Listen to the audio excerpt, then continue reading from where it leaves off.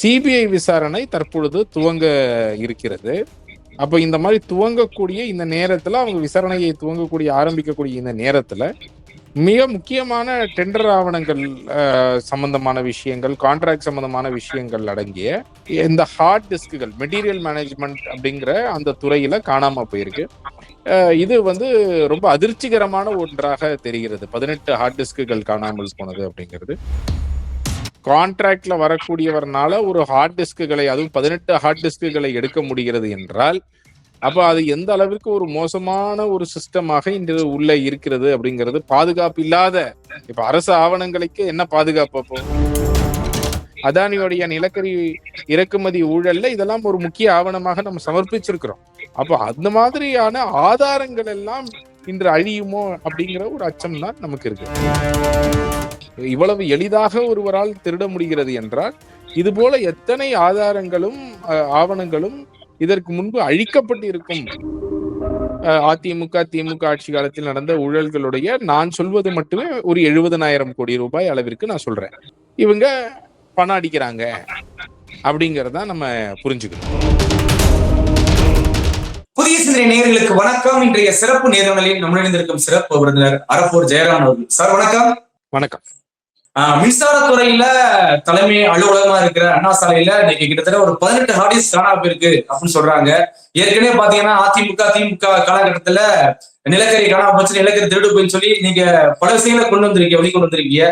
இதை எப்படி சார் பாக்குறீங்க? கடந்த ஆட்சியில நிலக்கரி காணாம போச்சு சொன்னாங்க.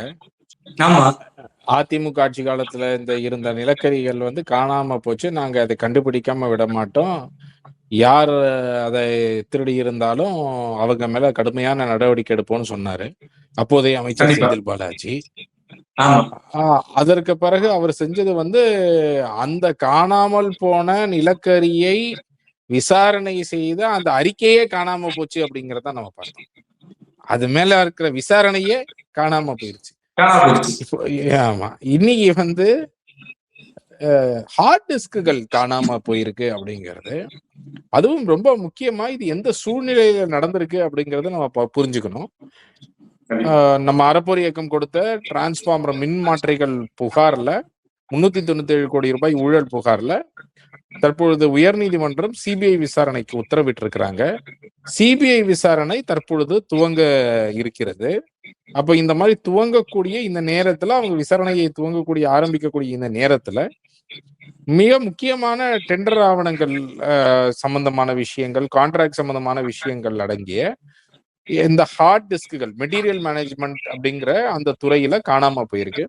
இந்த மெட்டீரியல் மேனேஜ்மெண்ட் துறை தான் அனைத்து கொள்முதலுக்கும் முக்கியமானது. அது அவங்க நிலக்கரியை கொள்முதல் பண்ணலாம், இந்த மாதிரி டிரான்ஸ்பார்மர் கொள்முதல் பண்ணலாம், இந்த மாதிரி பல்வேறு விஷயங்களை கொள்முதல் பண்ணுவதற்கு முக்கியமான துறை இதுதான்.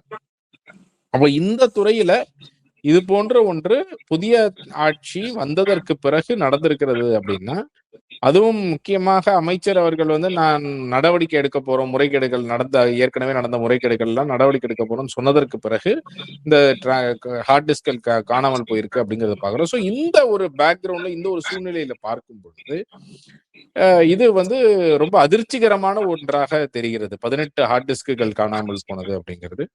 இது ஆதாரங்களை அழிப்பதற்காக இது அரங்கேறி இருக்கிறதா அப்படிங்கிற ரொம்ப முக்கியமான கேள்வியையும் எழுப்புகிறது. அதனால இதன் மீதான விசாரணையை ரொம்ப வேகமாக, துரிதமாக இவர்கள் செய்து, தப்பு செய்தவர் இப்பொழுது யாரோ ஒரு கான்ட்ராக்ட்ல இருந்தவர் தான் இதை செய்திருக்கிறார்னு சொல்லி நம்ம பேசக்கூடிய இந்த நேரத்துல அவர்கள் யாரோ ஒருவரை கைது செய்திருக்கிறார்கள் அப்படின்னு சொல்றாங்க. அவர் பெங்களூர்ல கொண்டு போய் வித்திருக்கலாம்ன்ற மாதிரி, பெங்களூருக்கு நாங்கள் விரைய போகிறோம் அப்படின்ற மாதிரிலாம் செய்திகள்லாம் வருகிறது. அப்போ அதனுடைய என்டையர் பேக்ரவுண்ட், இது யார் எடுத்தாங்கிறது மட்டும் இல்லாம அவரை யார் திருட தூண்டியது யாரு, இதன் பின்ன நடந்த விஷயங்கள் என்ன அப்படிங்கறதெல்லாம் முழுவதுமாக விசாரணை செய்யப்பட்டு அதற்கான விஷயங்களை முக்கியமா அந்த ஹார்ட் டிஸ்க்குகளை மீட்டெடுப்பது அப்படிங்கிறது ரொம்ப ரொம்ப முக்கியமானது. இந்த தவறு செய்தவர்கள் மீது கிரிமினல் வழக்குகள் பதிவு செய்து உடனடியாக அவர்களுக்கு தண்டனை வாங்கி கொடுக்கக்கூடிய வேலைகளை செய்வதும் ரொம்ப ரொம்ப முக்கியமானது. இல்ல சார், இப்ப அங்க பணிபுரிய அதிகாரிகள் தெரியாமல் நடந்திருக்குமா சார்? எப்படி சார்? அந்த மாதிரியான ஒரு பணிபுரியும் அதிகாரிகளுக்கெல்லாம் தெரியாமல் இது நடந்திருப்பதற்கான வாய்ப்புகளே கிடையாது. அப்ப அந்த மாதிரி எல்லாம் பணிபுரியற இவர்களுக்கு தெரியாமலேயே ஒரு ஒரு கான்ட்ராக்ட்ல வரக்கூடியவர்னால ஒரு ஹார்ட் டிஸ்குகளை, அதுவும் 18 ஹார்ட் டிஸ்குகளை எடுக்க முடிகிறது என்றால், அப்ப அது எந்த அளவிற்கு ஒரு மோசமான ஒரு சிஸ்டமாக இன்று உள்ள இருக்கிறது அப்படிங்கிறது. பாதுகாப்பு இல்லாத இப்ப அரசு ஆவணங்களுக்கு என்ன பாதுகாப்பு அப்போ கண்டிப்பா இன்னைக்கு? இது வந்து ரொம்ப ரொம்ப முக்கியமான கேள்வி எழுப்புதில்ல. ஏன்னா இன்னைக்கு ஒரு துரும்பு நீங்க அரசு அந்த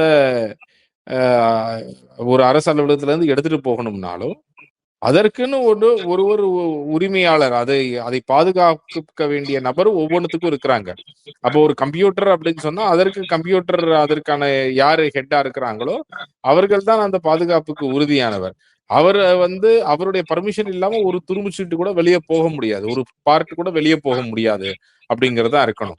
அப்ப அப்படி இருக்கக்கூடிய ஒரு சூழ்நிலையில அவங்களுக்கு எல்லாம் தெரியாமல் இது நடந்திருக்கிறது அப்படிங்கிறது நம்பக்கூடியதாக இல்லை. இல்ல சார், கடந்த ஆட்சியில பாத்தீங்கன்னா எத்தனை டன் நிலக்கரி காணாம போச்சுன்னாங்க. இது சாதாரண ஆர்டிஸ்ட் தானே சார், கையில போட்டு கூட கொண்டு போயிடலாம்ல. கையில போட்டு கொண்டு போயிடலாம். ஆனால் இப்ப கேள்வி என்ன அப்படின்னா, இப்ப நீங்க தனியார் நிறுவனங்கள் எல்லாம் ரொம்ப முக்கியமாக நீங்க பார்த்தீங்க அப்படின்னு சொன்னா, இந்த மாதிரி சிஸ்டம் ரீதியாக ஹேண்டில் செய்யக்கூடியவர்கள், அப்போ அவர்கள் வந்து செக் இன் பண்ணும்போதும் செக் அவுட் பண்ணும் பொழுதும் அவர்களுடைய பைகள் வந்து சோதனையிட்டு தான் அதுக்கப்புறம் வெளியே அனுப்புவாங்க. ஈவன் இன்னைக்கு ஒரு சாதாரணமான எந்த ஒரு பைகள் யாரு எடுத்துட்டு போனாலும் உள்ளே எடுத்துட்டு போறாங்க, வெளியே எடுத்துட்டு வந்தாலும் அப்படிதான் செய்வாங்க. அப்ப இது போன்ற ஒரு அட்மின் ரொம்ப முக்கியமாக கம்ப்யூட்டர்களை பார்க்கக்கூடிய கான்ட்ராக்ட் கொடுத்திருக்கிறீங்க அப்படின்னு சொன்னா, அது உள்ள வராங்க வெளியே போறாங்கன்னா அதற்கான ஒரு சிஸ்டம் கூட இல்லாமலா இருக்கிறது அப்படிங்கிற ஒரு கேள்விகள் தான் இதுல இருந்து எழும்புகிறது. ஒன்று. ரெண்டாவது, நீங்கள் வந்து இந்த இந்த கம்ப்யூட்டர் ஹார்ட் டிஸ்க்ல இருந்து இருக்கக்கூடிய தகவல்கள் அப்படிங்கிறது தான் இன்னும் முக்கியமானது. அது வந்து சாதாரண தகவல்கள் அல்ல. கான்ட்ராக்ட் சம்பந்தமான தகவல்கள் என்பது அதோடைய முழு தகவல்களும் அங்கதான் இருக்கும். ஒரு டெண்டர் ஆவணத்தை வந்து எப்படி ஆரம்பத்தில் அவர்கள் என்ன மாதிரி கண்டிஷன்ஸை வச்சாங்க, அதற்கு பிறகு ஒரு சிலருக்கு மட்டும் பாரபட்சமாக இருப்பது போல எப்படி டெண்டர் டாக்குமெண்ட்டை மாத்தினாங்க, எப்படியே வந்து அவர்கள் சந்தை மதிப்பிற்கு வந்து கம்பேர் பண்ணும் பொழுது குறைவான சந்தை மதிப்பெல்லாம் கூட அவங்க எடுத்து வச்சிருந்திருப்பாங்க. இருந்தாலும் அதிகமான சந்தை மதிப்பு இருக்கக்கூடிய ஒன்றை போட்டு அவர்கள் அதிகமான விலைக்கு கொடுப்பதற்காக அந்த மாதிரி ஒப்பிட்டு செஞ்சிருக்கிறாங்க. இந்த மாதிரி பலவிதமான ஆவணங்கள் அதுல இருக்கும். அப்ப அதை வந்து ஆராயும் போது இன்னைக்கு மின்மாற்றிகளுக்கே அது போன்ற ஆராயும் பொழுது இந்த தகவல்கள் எல்லாம் நாளைக்கு சிபிஐக்கு வந்து கிடைக்கக்கூடும். அப்ப அந்த மாதிரியான ஆதாரங்கள் எல்லாம் இன்று அழிக்கப்பட்டு இருக்கிறதோ, திருடப்பட்டு இருக்கிறதோ அப்படிங்கிற ஒரு அச்சம்தான் இந்த செய்திகளிலிருந்து நமக்கு வருகிறது. கண்டிப்பா சார். இதுல பல பிரிவு இருக்கு சார். இப்போ ஒரு டெண்டர் எடுக்கிறதா சாதாரண விஷயம் கிடையாது. பல டிபார்ட்மெண்ட் இருக்கு அதுல. இது எப்படி திருட்டு போக வாய்ப்பு இருக்குன்னு சொல்லி இன்னைக்கு முன்னாள் அமைச்சர் செந்தில் பாலாஜி அவர்கள் பேசியிருக்காரு சார்.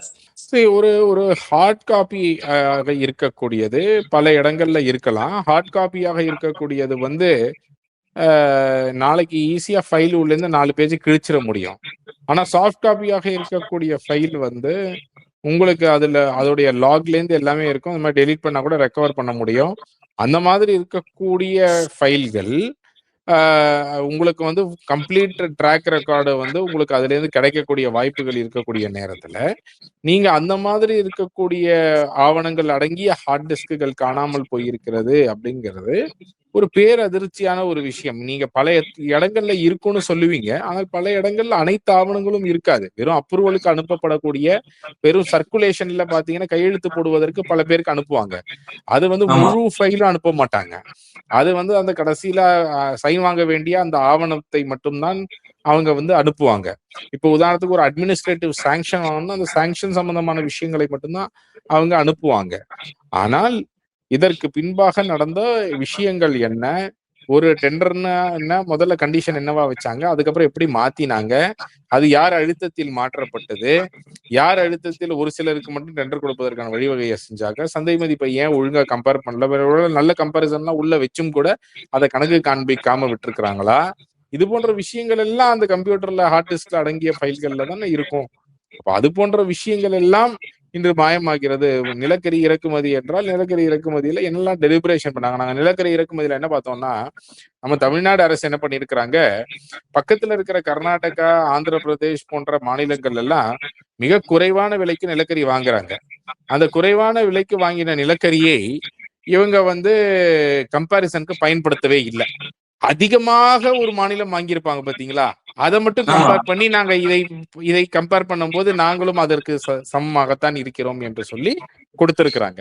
இப்ப இதையெல்லாம் நானே ஆவண ரீதியாக தகவல் அறியும் உரிமை சட்டத்துல வாங்கி லஞ்ச ஒழிப்புத்துறையில கொடுத்திருக்கிறேன். இன்னைக்கு அதானியோடைய நிலக்கரி இறக்குமதி ஊழல்ல இதெல்லாம் ஒரு முக்கிய ஆவணமாக நம்ம சமர்ப்பிச்சிருக்கிறோம். அப்ப இது போன்ற விஷயங்கள் எல்லாம், இந்த ஆவணங்கள் எல்லாம் அரசு அலுவலகத்திற்குள்ள ஹார்ட் ஃபைலாவும் இருக்கும், ஹார்ட் காப்பியாகவும். ஆனால் சாஃப்ட் காப்பியாக நிறைய விஷயங்கள், இதை தாண்டி நிறைய விஷயங்களும் இருக்கக்கூடிய வாய்ப்புகள் இருக்கிறது. அப்போ அந்த மாதிரியான ஆதாரங்கள் எல்லாம் இன்று அழியுமோ அப்படிங்கிற ஒரு அச்சம் தான் நமக்கு இருக்கிறது. கண்டிப்பா சார். இதை ரெக்கவர் பண்ணி எடுக்க முடியுமா சார்? இப்ப சிடிஆர் சொல்லியிருக்காரு, சிடி நிர்மல்குமார் சொல்லியிருக்காரு, இதெல்லாம் ரெக்கவர் பண்ண சொல்லியிருக்கான் அப்படின்னு சொல்லியிருக்காரு. எடுக்க முடியுமா அப்படி சார்? அதான், அந்த ஹார்ட் டிரைவ் கிடைச்சதுன்னா அது ரெக்கவர் பண்ணி அவர்களால் எடுக்க முடியும். ஹார்ட் டிரைவ் டெலிட் பண்ணா கூட எடுக்க முடியும்லாம் சொல்றாங்க வல்லுநர்கள். ஸோ அதனால பட் இந்த முதல்ல அந்த ஹார்ட் டிரைவ் கிடைக்கணும். அந்த ஹார்ட் டிரைவ் எங்க இருக்கு அப்படிங்கிறத இவங்க மீட்டெடுக்கணும். ஸோ அதெல்லாம் செஞ்சதுக்கு பிறகுதான் அவங்களால வந்து அதுல இருக்கக்கூடிய தகவல்களை மீட்டெடுக்க முடியுதா இல்லையா அப்படிங்கிறது நம்ம பார்க்கணும். ரெண்டாவது ரொம்ப முக்கியமான ஒரு விஷயம் என்னன்னா, இதை செய்தவர்கள் யார், செய்ய தூண்டியவர்கள் யார், செய்தவர்கள் யாரும் தாண்டி அதற்கு பின்புலத்தில் இதுல செயல்பட்டவர்கள் யார் அப்படிங்கறதெல்லாமும் நம்ம பார்க்க வேண்டிய அவசியம் இருக்கிறது, விசாரிக்க வேண்டிய அவசியம் இருக்கிறது. இன்னொன்னு என்னன்னா, இது வந்து இன்னைக்கு வெளிச்சத்திற்கு வந்திருக்கிறது. இதற்கு முன்பும் இது போன்ற ஏதாவது நடந்திருக்கிறதா அப்படிங்கிறதும் நமக்கு தெரியாது.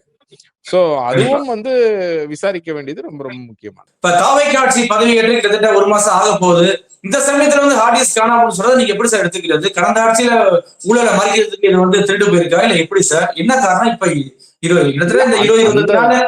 அந்த சந்தேகம் தான் வலுவாக எழுகிறது. ஏனென்றால் தற்பொழுது காசி அவர்கள், நம்ம மின்மாற்றி ஊழலில் ஈடுபட்ட காசி அவர்கள் சஸ்பெண்ட் செய்யப்படுகிறார். கிட்டத்தட்ட 2000 கோடி ரூபாய்க்கு அதிகமான ஒப்பந்தங்கள் ரத்து செய்யப்பட்டிருக்கிறது. அமைச்சர் அவர்கள் சென்று மின்சார வாரிய ஊழியர்கள் மத்தியிலே இந்த மாதிரி யார் முறைகேடு செய்தாலும் நாங்கள் வந்து நடவடிக்கை எடுக்காமல் விட மாட்டோம், யார் தவறு செய்திருந்தாலும் நடவடிக்கை எடுக்க போகிறோம் என்று சொல்லி இருக்கிறார். அவர் சொன்ன பிறகு இந்த திருட்டு நடந்திருக்கிறது என்பதுதான் நம்ம சீக்வன்ஸ் ஆஃப் ஈவெண்ட்ஸ்ல நம்ம பார்க்கிறோம். அப்போ அந்த மாதிரியான ஒரு விஷயங்கள் எல்லாம் நடந்திருக்கக்கூடிய அந்த பேக்ரவுண்ட்ல இந்த திருட்டு நடந்திருக்கு அப்படின்னும் பொழுது ரொம்ப முக்கியமாக இது ஒரு மிகப்பெரிய கேள்வியை எழுப்புகிறது. இது வந்து அப்போ இந்த ஹார்ட் டிஸ்க் திருடியது என்பது அது வெறும் ஒரு சாதாரண திருட்டாக எப்படி பார்க்க முடியும்? அதுவும் இவ்வளவு ஆவணங்கள் அடங்கியது. ரெண்டாவது வந்து இவ்வளவு எளிதாக ஒருவரால் திருட முடிகிறது என்றால் இது போல எத்தனை ஆதாரங்களும் ஆவணங்களும் இதற்கு முன்பு அழிக்கப்பட்டு இருக்கும் அப்படிங்கிற ரொம்ப முக்கியமான கேள்வியும் இதிலிருந்து எழும்புகிறது. அப்போ இதைதான் வந்து நாம இப்ப தாவேக்கா அரசு வந்து 1 மாதம் ஆகி இருக்கிறது. இருந்தாலும் அவர்கள் இப்பொழுது செய்ய வேண்டியது என்னன்னா, பல்வேறு வழக்குகள்ல அதானியுடைய நிலக்கரி இறக்குமதி ஊழலாக இருக்கட்டும், தனியாரிடம் இருந்து மின்சாரம் வாங்கியதுல 50,000 கோடி ரூபாய் இழப்பு, அதானி நிலக்கரி ஊழல்ல 6,000 கோடி ரூபாய் இழப்பு, அதானி இன்னும் மற்ற சில பண்ணதில்லை. நிலக்கரி போக்குவரத்து ஊழல்ல 2,500 கோடி ரூபாய் இழப்பு, மின்மாற்றி ஊழல்ல 400 கோடி ரூபாய் இழப்பு. இது போன்ற பல்வேறு ஊழல்கள் மீது அவர்கள் உடனடியாக நடவடிக்கை எடுப்பது மிக மிக முக்கியமானது. மின்மாற்றி மட்டும்தான் இப்ப சிபிஐல இருக்கு, மற்ற 3 லஞ்ச ஒழிப்புத்துறையில இருக்கு. சோ அதன் மீதெல்லாம் முதல் தகவல் அறிக்கை பதிவு செய்வதற்கு அவர்கள் விரைந்து கிரிமினல் வழக்குகளை பதிவு செய்து நடவடிக்கைகள் எடுக்கணும். எடுத்து இந்த பணத்தை எல்லாம் மீட்பதற்கான வழிகளை உருவாக்க வேண்டும். இது போன்ற டிலே செஞ்சுக்கிட்டே போயிட்டு இருந்தோம்னா அப்படின்னா என்ன ஆகும் அப்படின்னு சொன்னா, நாளை அவர்கள் வந்து இதெல்லாம் இந்த மாதிரி ஆவணங்கள் எல்லாம் அழித்து தப்பிப்பதற்கான வழிவகைகள் நிறைய ஏற்படுவதற்கான வாய்ப்பு இருக்கிறது. உங்களுடைய கணிப்பு பிரகாரம் கடந்த திராவிட ஆட்சியில வந்து எவ்வளவு சார் இதுவரைக்கும் ஆயிருக்கு லாஸ்? இதுவரை எவ்வளவு வந்து ஊழல் ஏற்பட்டிருக்கு சார்? நம்ம நான் இப்பொழுது சொன்ன 4-5 ஊழல்கள் மட்டுமே நீங்க பாத்தீங்க அப்படின்னு சொன்னா அதோடைய மதிப்பு மட்டுமே கடந்த 10 ஆண்டுகளில் நடந்த ஊழல்கள் அதெல்லாம். இப்ப அந்த கடந்த 10 ஆண்டுகளில் நடந்த அந்த ஊழல்களுடைய அதிமுக திமுக ஆட்சி காலத்தில் நடந்த ஊழல்களுடைய நான் சொல்வது மட்டுமே ஒரு 70,000 கோடி ரூபாய் அளவிற்கு நான் சொல்றேன் கிட்டத்தட்ட. கிட்டத்தட்ட ஒரு 65,000 கோடி ரூபாய் அளவிற்கு வரும்.